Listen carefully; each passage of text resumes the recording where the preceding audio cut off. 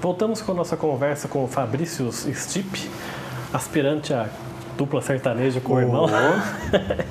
O Fabrício, vamos falar agora um pouquinho de política, né? Que a gente já falou no primeiro bloco um pouco do seu pai, do interesse do seu pai. Você foi um tempo filiado ao Partido Verde, aqui de Jacareí. Por que você resolveu se filiar? Você queria ser candidato a vereador um dia? Como é que funcionou isso? Rodrigo, eu sou um apaixonado por política. Não por política partidária, mas por política, né? Eu acho que todo ser humano precisa estar envolvido com a sua comunidade, com o seu segmento, sabe? Conhecer mais, saber como funcionam, né? E eu sempre me interessei muito sobre política. Como eu falei no primeiro bloco, né? Desde meus 12 anos ali já estava... Depois eu fui fundador de um grêmio estudantil, enfim, tive uma trajetória, frequentava 2 sindicatos antes de UPV. O PV entrou com 18 anos, né?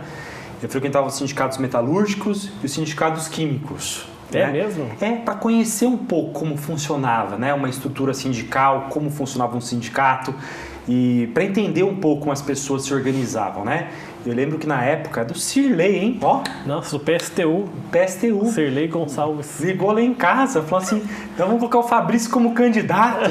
Ele falou, gente, o Fabrício tem 16 anos, não tem nem como se candidatar, ele é uma questão de tamanho, né? Brincando, porque eu gostava, tinha uns caldinhos lá, eu participava, né? Para conhecer um pouco mais. E quando eu, por volta de 18 anos, eu conhecia já o Júlio Pires, né? Que na época acabou me filiando junto ao Partido Verde, mas conheci o Osmar de Almeida, professor Osmar, né, fundador aqui do MAV, o Márcio. Eu fui conhecendo pessoas, ali o Antonelli Marmo, fui conhecendo pessoas que eu fui me aproximando, né, e todas elas foram para o Partido Verde na época. E o que acontece? O Partido Verde estava com um projeto de ação popular. Esse projeto de ação popular era para reduzir as férias dos vereadores. Os vereadores tinham, até naquela época, isso foi em 2005, né, 2004, 2005, tinham direito a 90 dias de férias, né? E nós começamos uma briga, uma ação popular para coletar 5 mil assinaturas para reduzir as férias para 30 dias, né? Igual um trabalhador comum. Né? O vereador tem uma missão, um trabalho árduo, né? Tem que percorrer a cidade inteira, não é fácil a vereança, né? Então tem direito ao gozo de férias, mais de 30 dias. E eu me recordo, peguei, sei lá, centenas de páginas e comecei a correr atrás, em ponto de ônibus, no Mercadão, para conversar com as pessoas. Falar assim, olha, a gente vai coletar 5 mil assinaturas e vamos entregar isso com uma ação pública, né? Então essa foi a militância, na verdade. O motivo foi justamente começar a cortar, digamos, esse privilégio nesse sentido. Quando o pessoal da Câmara começou a ver a nossa movimentação, na época o professor Marinho tinha um projeto que estava engavetado, ele tirou e apresentou o projeto e conseguiu, se não me engano, reduzir para 45 dias. Né? Então teve ali uma certa manobra que possibilitou essa redução, né? E nós ficamos muito felizes, porque um grupo pequeno, de poucas pessoas, acredito que tinham 10 pessoas no máximo, conseguimos junto com a sociedade criar um fato político novo e exercer uma pressão popular, né? Isso foi bastante empolgante. E depois nós fizemos uma comissão aqui especial, uma comissão extraordinária na Câmara Municipal sobre meio ambiente e aquecimento global. Então criamos em 2005 o Osmar de Almeida, o professor Osmar de Almeida virou representante, junto com mais 3 vereadores, para a gente falar um pouco sobre o protocolo de Kyoto, um pouco da ECO da 92, depois da Rio+10, enfim, criar um panorama ambiental na cidade nesse sentido. E daí as pessoas me convidaram para assumir a presidência do Partido Verde. Eu falei assim, olha, eu sou ambientalista, gosto de meio ambiente, né? Acabei me formando em geografia, depois fiz uma especialização em meio ambiente e desenvolvimento sustentável e eu achei interessante. Só que, Rodrigo, é o que eu falei inicialmente, eu amo política, né? Só que a política partidária, ela tem umas nuances ali dentro da executiva, corta fulano, põe ciclano, faz nominata, leva para São Paulo, tira a nominata de fulano, põe a nominata de ciclano. Quando começou essa dança, né, de indicações, enfim, e me parece que deixou aí de ter um projeto para a cidade, para começar a virar um projeto pessoal, eu falei, não quero mais. Na época o presidente era o Paulo, né? Depois o Júlio acabou saindo, o Antonelli acabou saindo, o Freitas acho que saiu depois voltou. Enfim, todas as pessoas que estavam ali realmente querendo construir algo diferente de novo, começou a se afastar, né? Porque eu acredito que grande parte dessas pessoas que eu mencionei não são políticos de carreira, né? Querem contribuir algo para a cidade. Quer dizer, nunca foi uma aspiração sua ser candidato a vereador e muito menos ocupar uma cadeira de mandato parlamentar, né? Não. A ideia era construir, né, um conjunto de políticas públicas voltada para a mobilidade urbana, voltada para o meio ambiente, geração de empregos limpos na cidade. Então a ideia era criar um painel, né, de propostas, de comissões para de fato ir avançando. É claro que alguns desses acabaram saindo como candidato, o Antonelli depois foi inclusive vereador, né, não pelo PV, pelo PT. O Júlio acabou sendo candidato a deputado também, né? Mas eu particularmente nunca me candidatei a nenhum cargo, nem a síndico eu me candidatei. E fica afiliado até 2011? Perfeito, por volta de até 2011, então fico de 2005, 2006 ali, né? Até 2011, cerca de 7 anos filiado ao Partido Verde. Desde então, mais nenhum?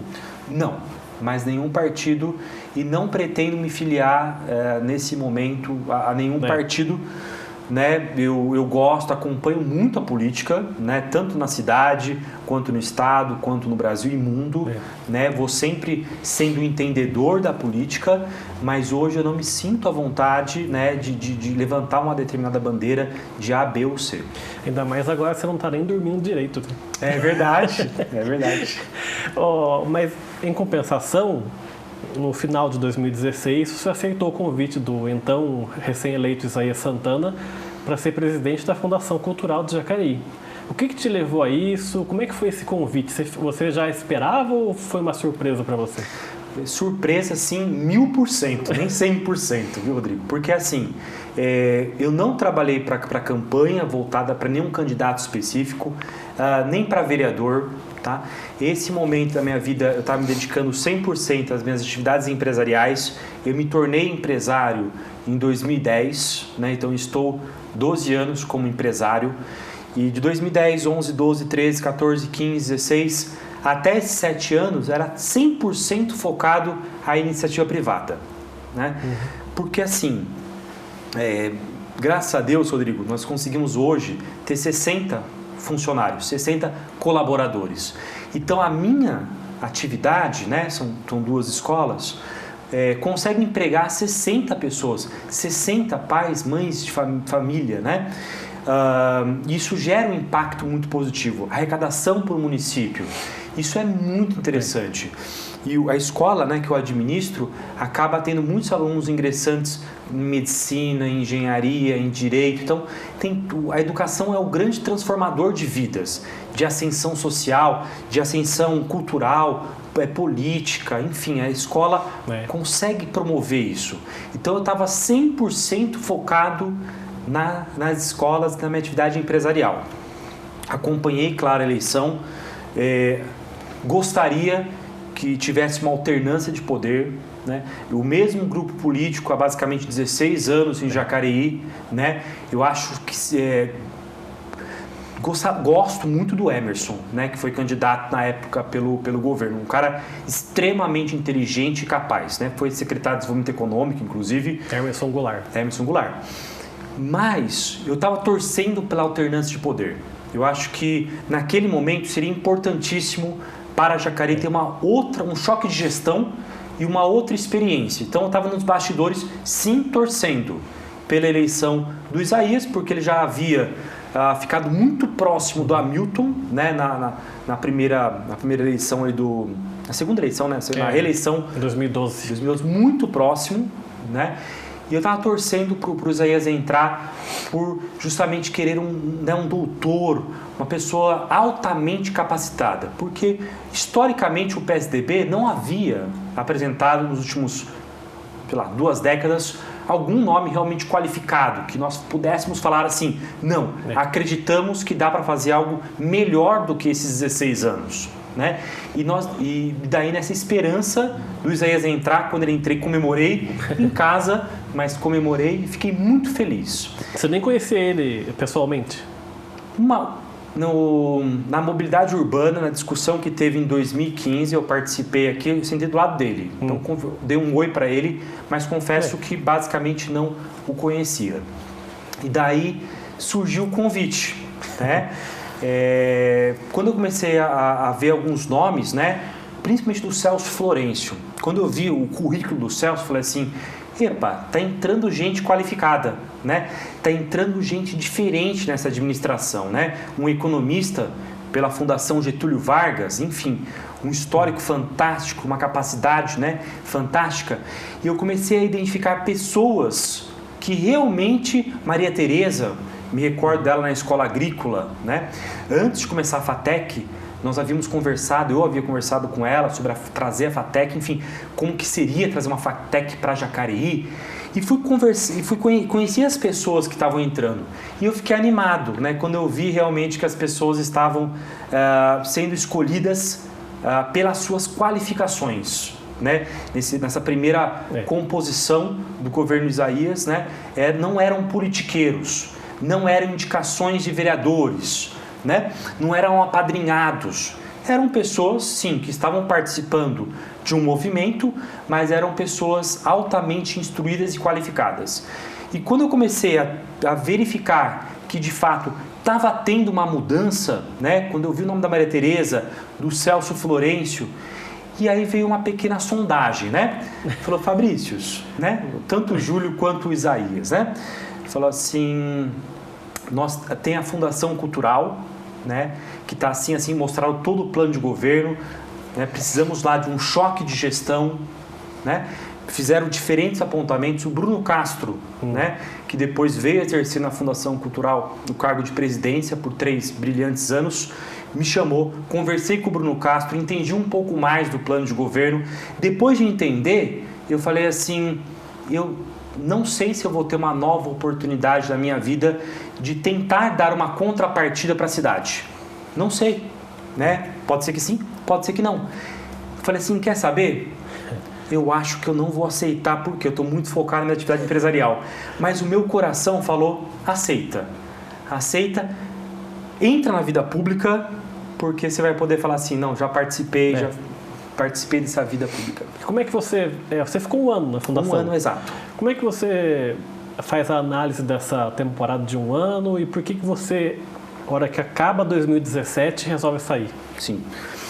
Esse ano foi um ano muito especial para Jacareí, para o governo do Isaías, enfim, uma mudança, uma alternância de poder.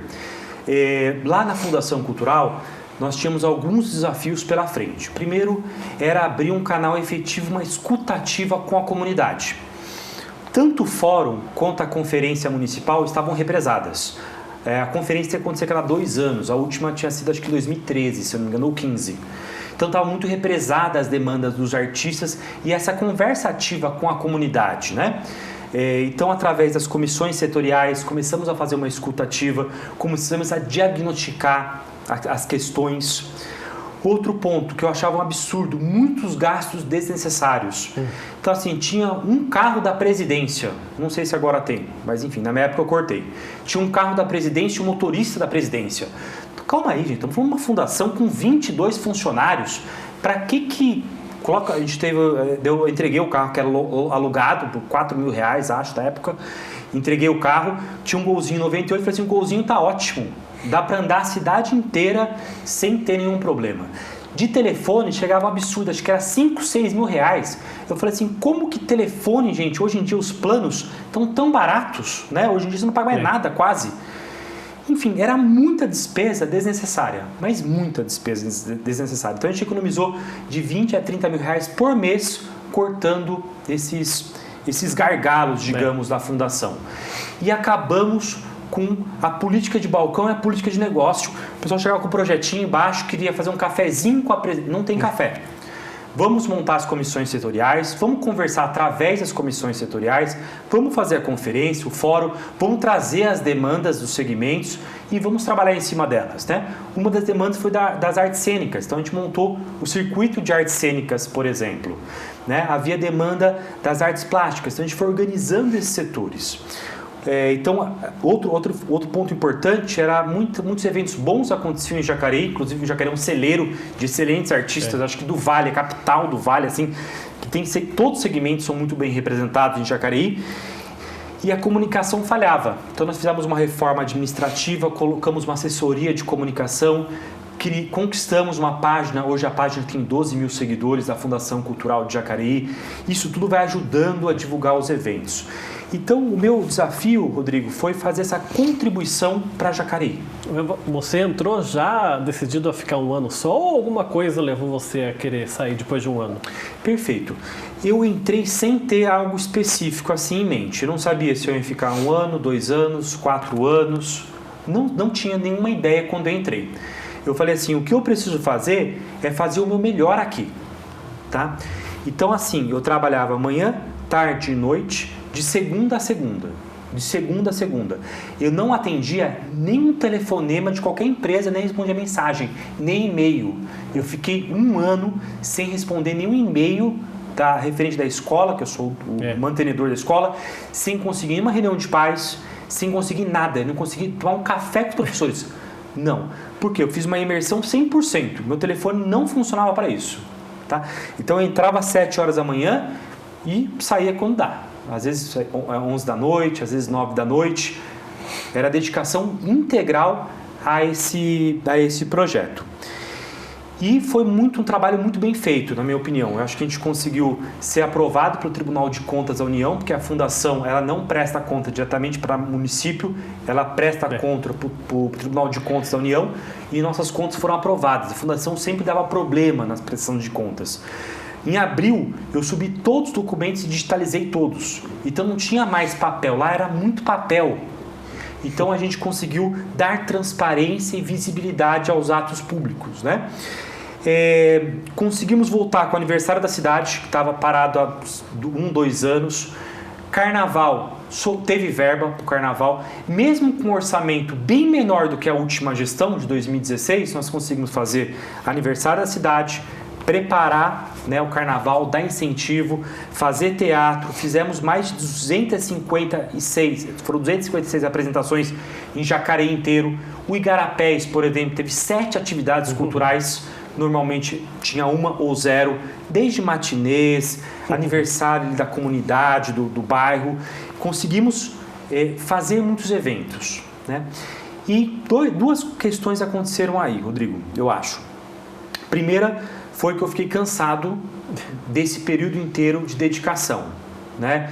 Então, quando a gente fica um pouco cansado, é melhor não tirei férias nesse período inteiro, era melhor passar para outra pessoa fazer uma presidência com qualidade. O Zé falou, Fabrício, fica até o meio do ano. Não dá, prefeito. Fica até o carnaval. Eu falei assim, prefeito, não dá. O carnaval já está tudo licitado, está tudo montado, a gente fez tudo certinho, está redondinho para sair. Tanto faz eu sair agora, ou sair no meio do ano, ou sair no carnaval. Tudo está muito ajeitado. E a empresa não conseguiu caminhar como eu gostaria. Depois eu fui ver os indicadores em dezembro, né, e eu percebi que a empresa sentiu muito a minha falta. Então, não só os alunos, como os professores, como a comunidade escolar. Nós somos 500 famílias. Então, eu optei, né, por falar, não, eu preciso voltar para o meu negócio, senão, de repente, minha empresa, né, pode ser que não dê certo daqui para frente, né?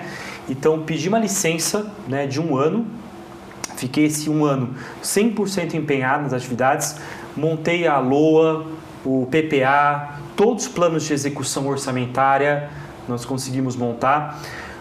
Confesso que eu gostaria de tirar alguns projetos do papel que não foram feitos, né? Um deles era a Escola Livre de Artes Multidisciplinares, que estava previsto numa dotação orçamentária.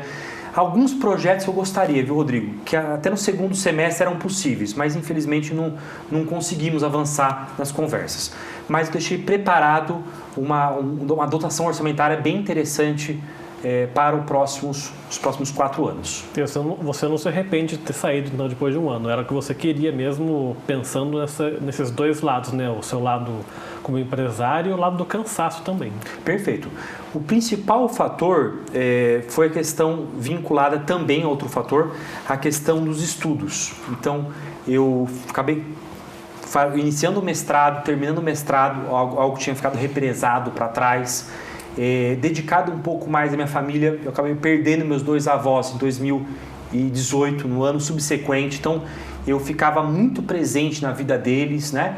Então também teve essa questão familiar, teve a questão como empresarial, teve a questão acadêmica também, então foi a somatória desses fatores. E como eu falei anteriormente, eu não vivo de política, né? E eu não fico apegado a títulos, a ego, não.